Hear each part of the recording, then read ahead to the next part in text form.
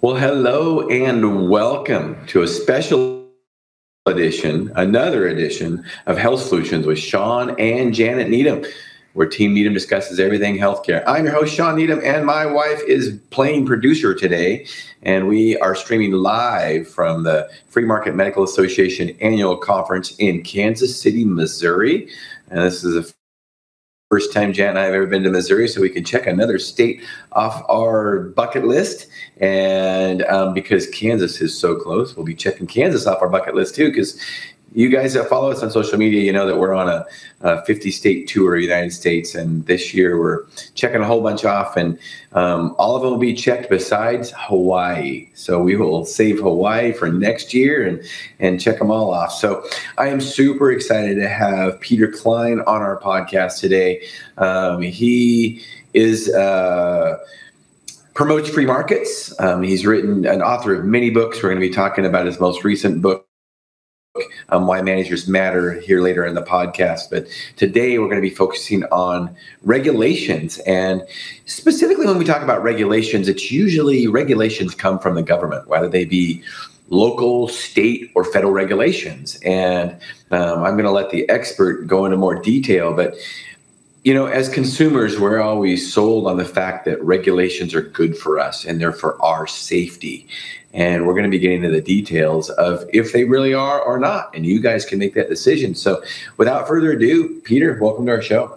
Shawn, thanks so much for having me. It's fun to be here at this conference. And I used to be a Missouri resident, so it's great to be back in state and to enjoy all the fine amenities the city has to offer. Yeah, awesome. So tell us a little bit about your history.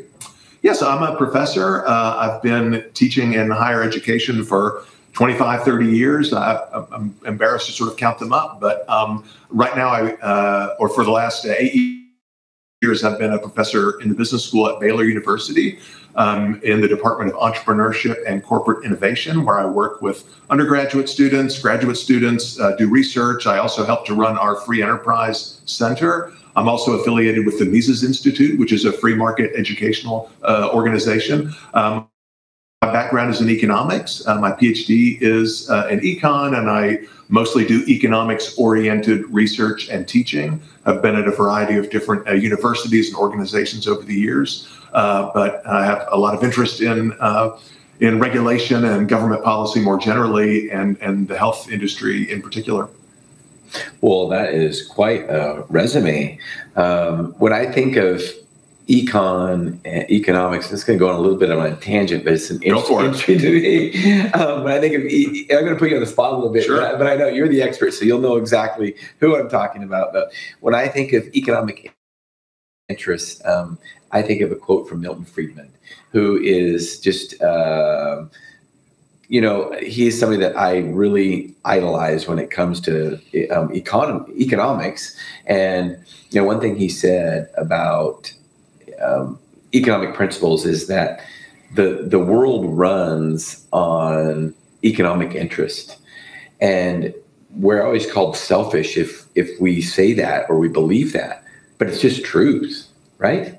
Yeah, I mean, economic analysis starts with the assumption that people have certain characteristics, people behave in certain ways. It's not necessarily a psychological construct of selfishness, where there might be a negative ethical connotation to it, although that's commonly believed. But no, economics believes that people act with purpose and self-interest, defined in a certain way. In other words, as another great free market economist, Ludwig von Mises put it, human action in the real world is about using means to achieve ends. Right? I mean, we're doing a podcast today. We're sitting in a hotel room. We have fancy equipment. We have an expert technical staff. The reason we did all those things, the reason we have these resources is because we want to have this nice conversation and broadcast it to your smart and engaged listeners. And we would not be able to accomplish that objective if we didn't have control or access to these resources. So again,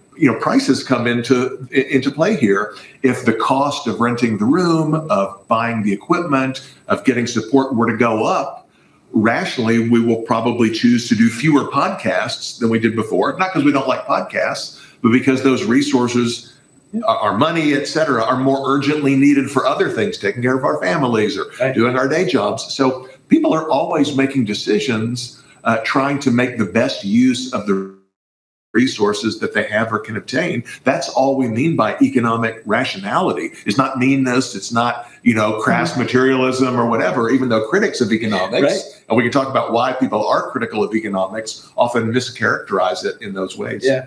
I think one thing too, that a good friend told me who's basically using free market principles. He's also a doctor.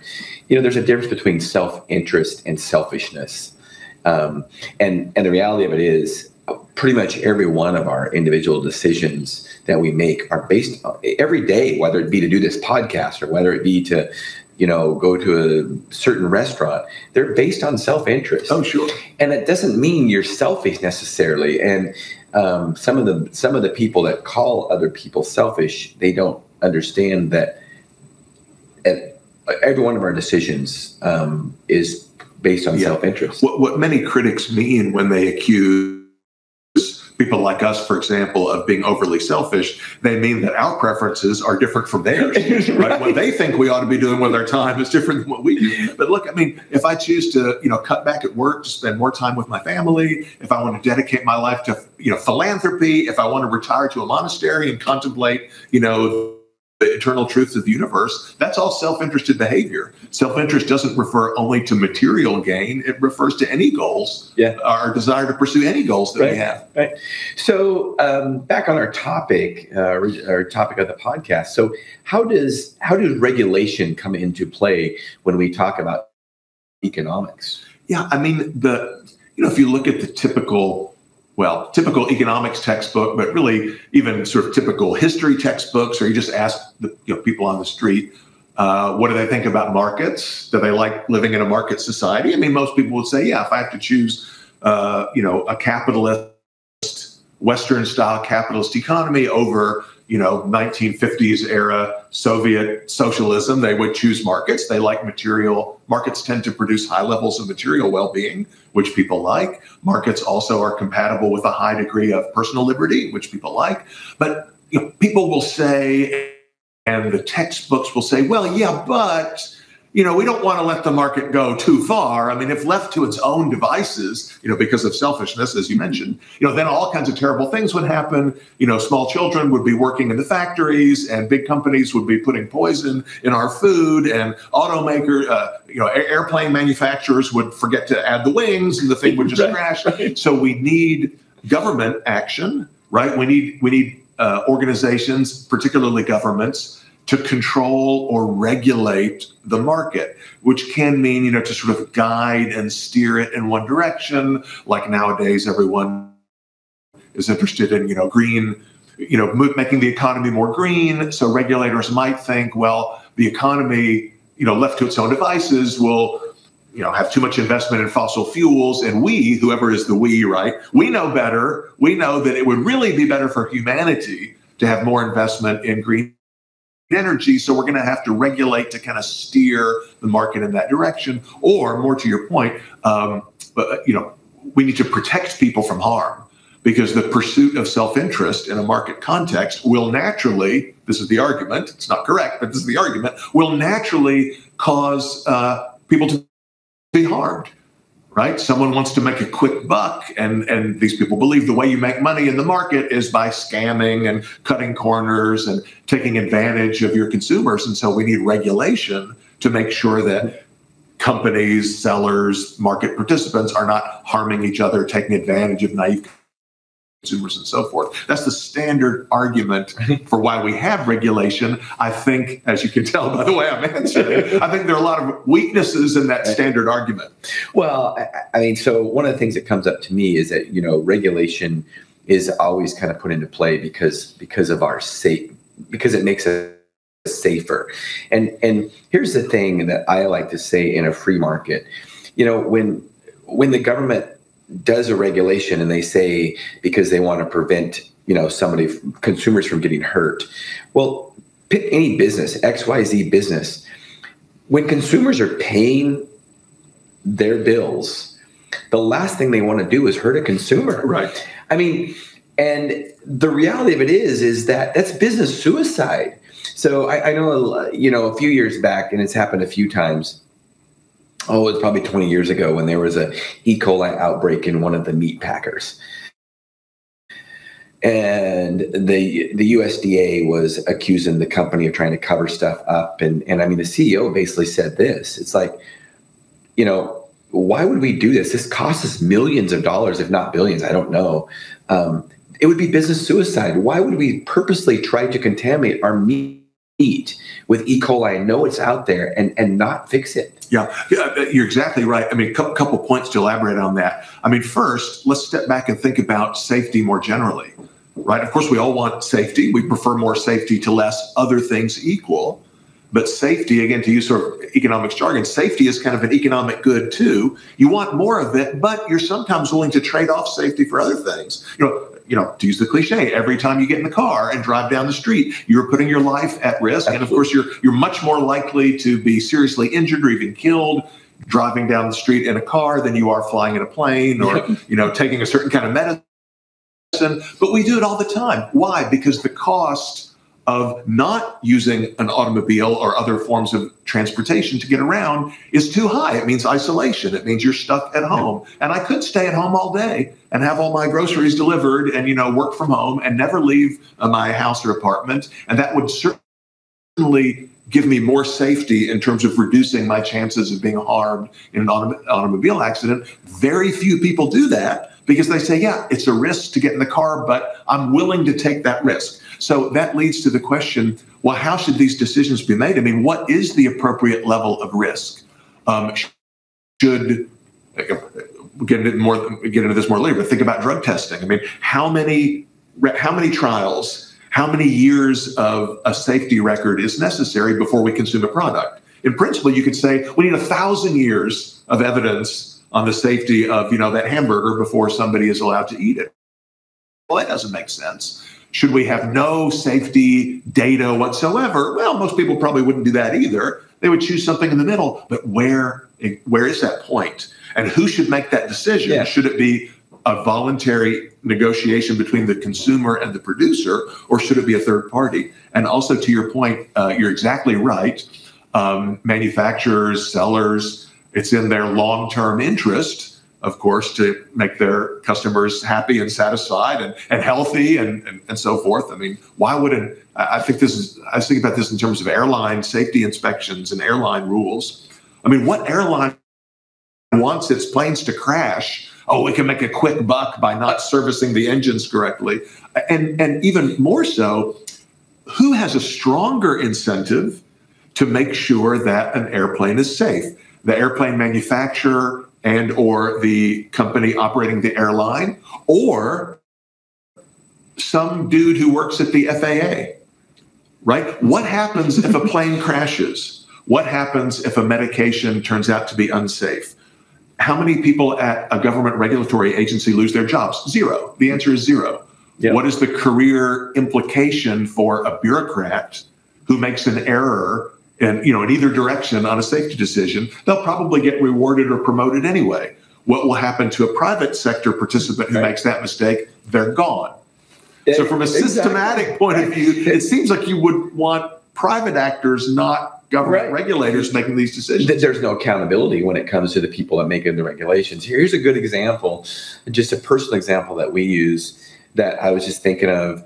When we travel and we travel with bikes a lot, and TSA always goes through and they check our bike bags. And one of the things that they do is, and TSA, that they're out there to keep us safe. They're there for our safety. So we don't get hurt. And one of the things they invariably do is they leave one of the pockets in my bike bag unzipped. And it has tools and some other things in there to help put my bike together and things. And it just spreads all over the case. Right. And I think about that, so then we're like, well, what do we do? Who do we call to stop this from happening? Nobody. Imagine in a private, because there's no accountability. They don't care. I mean, imagine if the airlines were doing their own. I would call it XYZ Airlines, and I say, hey, when you guys checked my bags, you guys unzipped, you didn't zip up a pocket, and everything was scattered in my bag.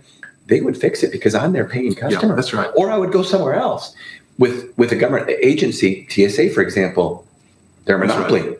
You can go nowhere else. That's right. And you can't get a hold of anybody. There's no accountability. Nobody would get fired anyway. If you did get a hold of somebody, nothing would happen. Nothing would change. And I think you can take that even one step further, that the private security operator for dealing with bikes or airport security, whatever, their objective, right, in a profit and loss system, they're trying to earn profits, avoid losses. How do they do that? By satisfying their customers, by coming up with the right amount of safety regulation and convenience that makes customers want to choose their airline or their airport over the other. What's the incentive of the TSA?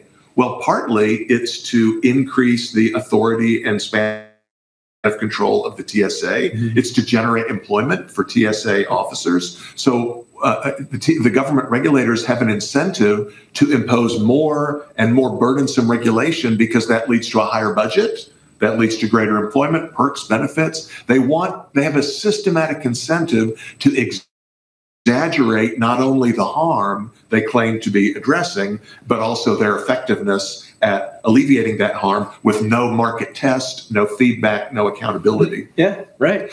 It reminds me of another story too.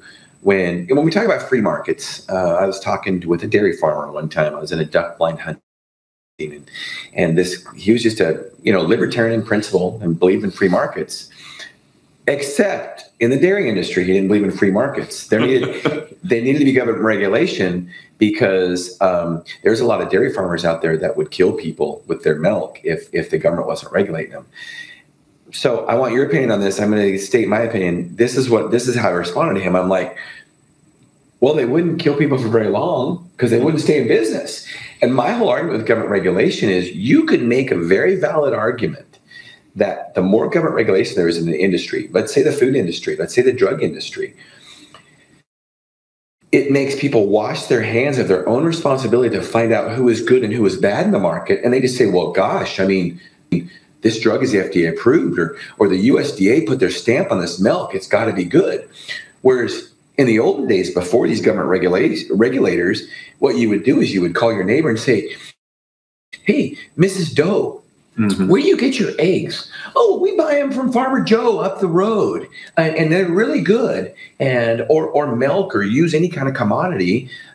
You would talk to other people instead of looking to the government and saying, well, what did the government approve? And thinking that that's safe. You could argue that more people could die based on a big food outbreak like the E. coli scare because the government approved this stuff. Whereas if it's a smaller organization where people are doing their own due diligence in a free market, not as many people are going to die because it's on a smaller scale. I mean, what's your comment? I agree entirely with your analysis. I mean, a little bit of this is, I don't know, a sort of a myopia or a blindness in our own area of expertise. I had a colleague who used to joke, a professor, a friend of mine, who used to say, well, I'm in favor of free markets in every industry except higher ed, where I want massive government subsidies, to bump up my salary. Some of it's that. But you raise a really interesting point, Shawn. And it's, the way regulation is typically described in the textbooks and so forth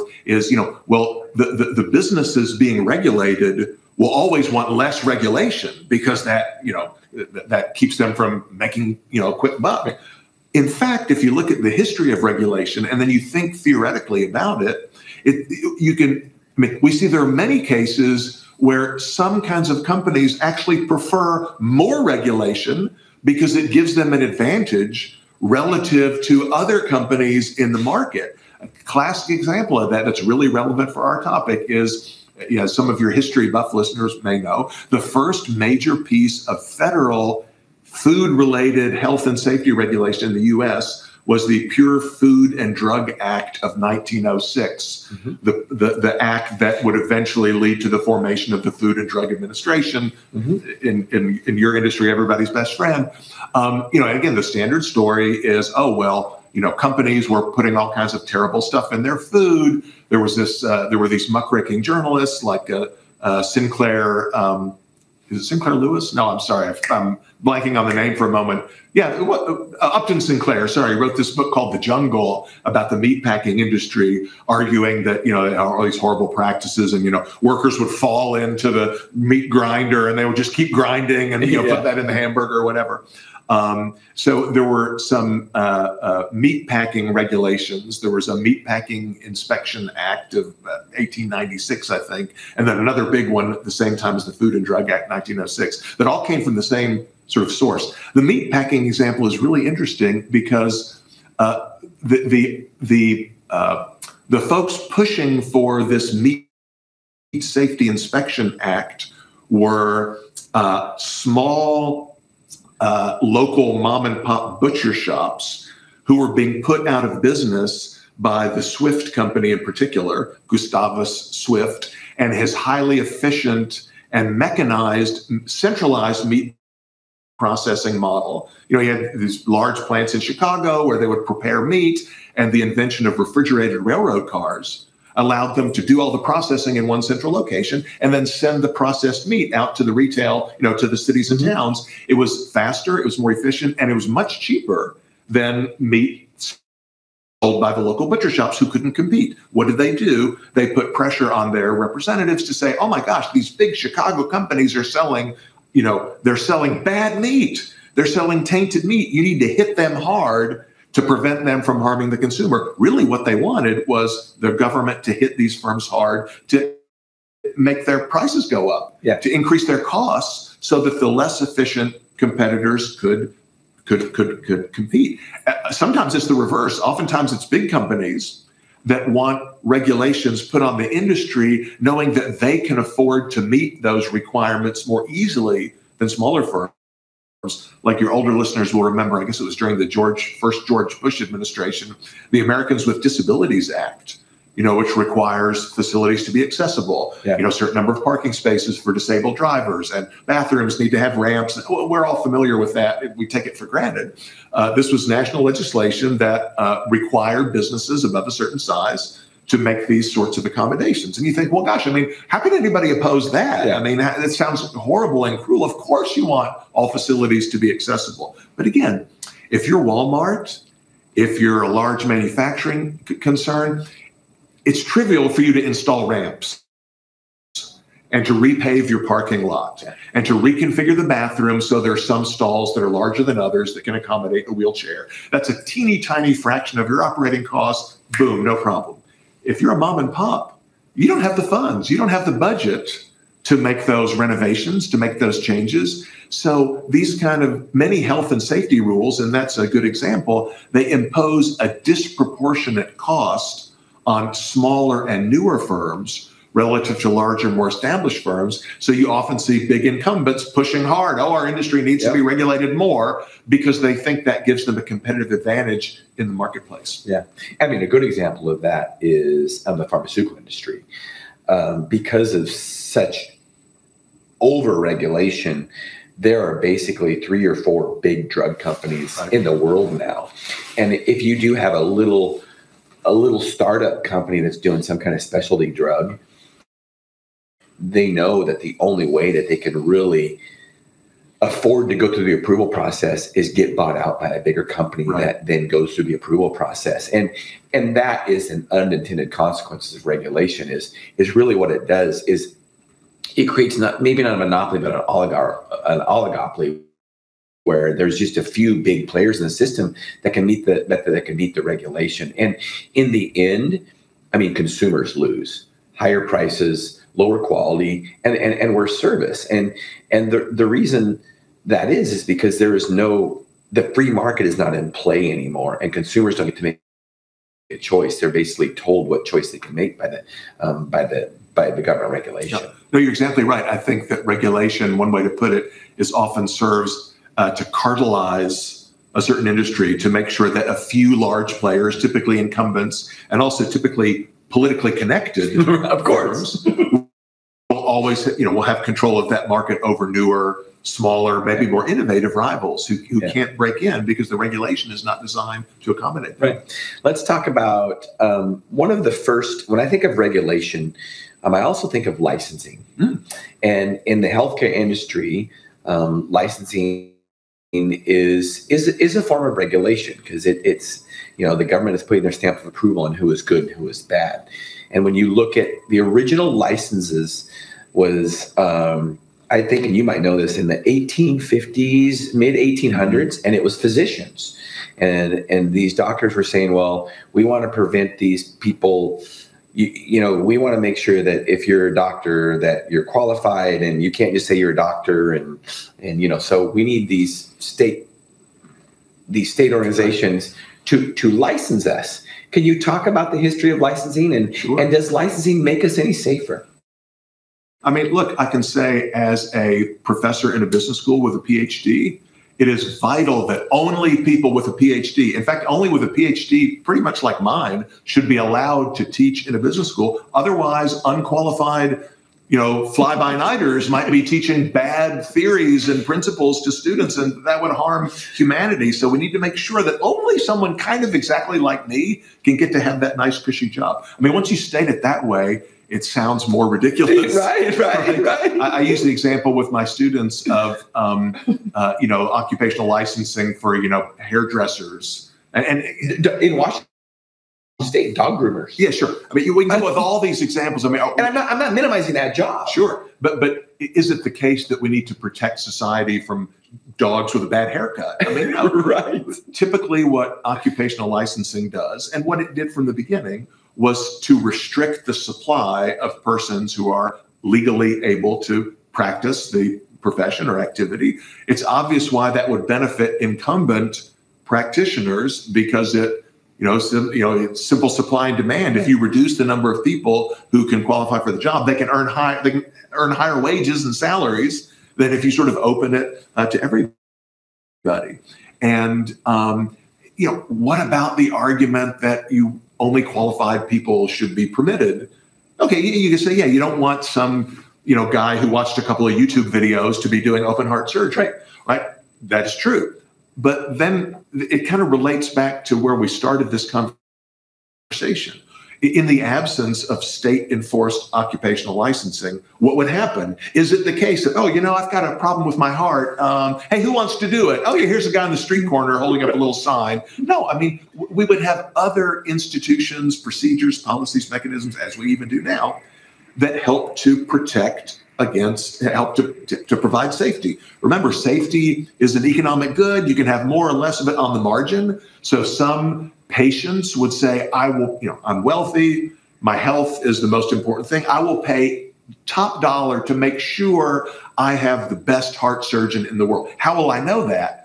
I can use their, third-party certification, consumer reports, Better Business Bureau, whatever, Underwriters Laboratory. I can look for a seal of approval, and there would be an incentive in a free market for third-party certifiers to emerge and to perform that role, just like we have customer reviews on Yelp or something. So that those kinds of mechanisms would come into play. But there might be other patients who say, look, I have a more minor health issue. I don't want to spend all of my income on addressing that issue. I'm willing to go to the provider that has, is not a 5-star provider, but only 4.2 stars, but they're a lot cheaper, or they're closer to where I live, or it's more convenient. The market can sort of sort this out.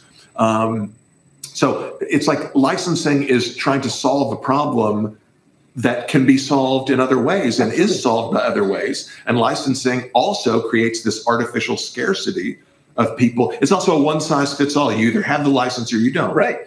And customers are, how shall I say, it's harder for really excellent providers to distinguish themselves from the marginal ones. Well, we all went to medical school.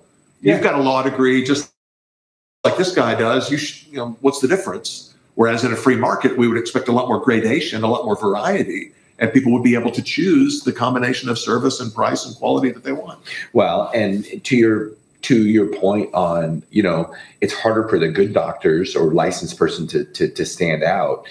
because what a license does is it makes everybody the same, and on the flip side, it's easier for a bad doctor to stay in business. Whereas a bad doctor in a free market, right, they would be out of business almost immediately, because one or two patients would say, well, this guy is, but when they're licensed, it's like, well, gosh, he's licensed. I mean, he's got to be a good guy. Absolutely. And we have so much experience now. I mean, look at the app store on your mobile device. I mean, there's thousands and thousands of apps, but very few of them actually are commercially viable. Why? If the app is no good, it will get slammed, in the app store reviews, and it won't get downloaded and used. I mean, I guess, Shawn, the issue is there is a belief. I mean, let's be fair to people who support health and safety regulation, other kinds of regulation. There is a belief that, okay, yeah, sure, for apps, for little games on your phone, that kind of system, a rating system is fine. But not for, health is different. Right. Airplane safety is different. This is life or death. Here's where the government has to step in. Yeah. Again, I would challenge that kind of claim. I mean, the person making that claim has still got to explain or demonstrate why the mechanism that works for apps wouldn't work for airplanes or for heart surgery. Moreover, they've got to explain why all these problems with state-enforced regulatory systems, they've got to justify in their claim in the face of that. And I really do think it's a mistake. I mean, I get this in my field. People say not only health, but also education. We can't allow people to buy and sell education in the marketplace like shoes. No, education is special. It's unique. It needs to be provided by the state, blah, blah, blah. I don't find those arguments very compelling. I think education, health, scientific research, I mean, all these goods and services are not so different from other goods and services that the market somehow breaks down. That's sort of a background assumption that people they make, and they assume it's obvious, but it's really not. Yeah, no, I agree 100%. So as we wrap this podcast up, I want to talk about your most recent book, Managers Matter, The Perils of a Bossless Society. So I saw it circulating around on social media. I think that might have been one of the ways I found you also, and also that you're a keynote speaker at the Free Market Medical Association. But tell us about that book. Yeah, so the book it was published in October of last year, and it's a trade book. It's meant for the general reader. So I hope that some of your listeners will check it out. The book it attempts to push back against a popular narrative that is in, well, certainly the business culture of today, but society more broadly, that, traditional, sort of hierarchical ways of doing things are out of style and are no longer effective. Millennial and Gen Z workers, they need a fluid, loosely structured, workplace with a lot of work from home and flex hours and self-organizing teams, and the sort of traditional managerial role in sort of, formulating organizational policy, helping to, guide and supervise employees, helping to coordinate what people do in an organization. That's too old-fashioned. That's 1950s style, Mad Men culture or whatever. Now we need everything to be fluid and agile and lean and flexible. And what we argue in the book, the book is a little bit of a polemic, or it's a counter-polemic. We say, look, there are advantages to lean and agile and flexible, to be sure, but they're not panaceas. There are drawbacks to those ways of organizing companies and doctors' offices and so forth as well. Those need to be taken into consideration. And maybe the sort of conventional managerial structure and role is not as obsolete as the trendy consultants and authors would have you believe. So I'd like to think the book is also sort of a guide for managers. Okay, our world has changed in some ways. In the digital era and the networked era, how do we balance the need for flexibility and taking advantage of dispersed knowledge, et cetera? How do we balance that against the sort of conventional roles of managerial coordination, helping people to cooperate? And we offer some rules and principles, some guidelines, some heuristics that will help managers figure out how to navigate that difficult territory for their particular company or industry or setting. Yeah, I'm really excited about reading that book. Because there has just been a paradigm shift over the last, few decades, and maybe the last decade especially, about how, a workplace environment, it should be different than it was 50 years ago. And like you say, it is different and it should be different. But by the same token, I think, one thing that your book is talking about is that we still need a boss. We still need a leader. We still need somebody in charge, because any organization, whether it be a basketball team or, a Fortune 500 company, there's got to be somebody in charge. Yeah. And we also address the fact that what it means to be in charge is not what people often think it means. It doesn't mean top-down command and control. It doesn't mean dictating what everybody does. What it does involve, right, is obviously setting goals, monitoring performance, helping to choose the right person for the right task, deciding what kind of authority can be delegated to lower levels and what needs to be retained at the top. And ultimately, it's kind of, it was Harry Truman, I think, was famous for having a little sign on his desk that said the buck stops here. Right? Meaning to be the boss, as we conceive it, you're the person who cannot pass the buck to somebody else. At the end of the day, you're ultimately responsible for what gets done, how it gets done, whether results are achieved or not. Now, that doesn't mean you do everything yourself. You delegate, but you're the one who decides what to delegate, to whom to delegate, when to make changes. You set policies and procedures, and you can't pass that responsibility on to somebody else. That's what it means to be the boss. Yeah, absolutely. Absolutely. So, Peter, it's been a pleasure interviewing you. There's a lot of topics. I could talk for hours on this topic. There's a lot of other topics that you speak on, and I'm going to have you back on our podcast so we can talk about those topics. So as we wrap this podcast up, if anybody has any questions for you, what's the best way to get a hold of you? Yeah, sure. People can find me on social media. My name is Peter Klein, Klein. I think if you Google me, usually I'm the first person that comes up. My middle initial is G, as in my middle name's Gordon. So my social media handle is Peter G Klein. You can actually just go to petergklein.com. That redirects to my university website. I'm on social media at Peter G Klein, but I'd love to interact with your listeners and viewers if they have questions. If they have comments, want to have some further dialogue, we'll be delighted to do that. And of course, happy to have another conversation with you guys when the right moment. Peter, thank you for so much being on today. My pleasure. And listeners and viewers, thank you for listening and tuning in to Health Solutions with Shawn and Janet Needham. Tune in Monday. Our guest is Joel Evans. He wrote a book. He's also a personal health coach. And we will be, it's at an unusual time. Usually it's 12:30 to 1:30 Pacific Standard Time. It will be at 9 a.m. Pacific Standard Time Monday. You don't want to miss out on that. And thank you for tuning in to Health Solutions with Shawn and Janet Needham. Thank you.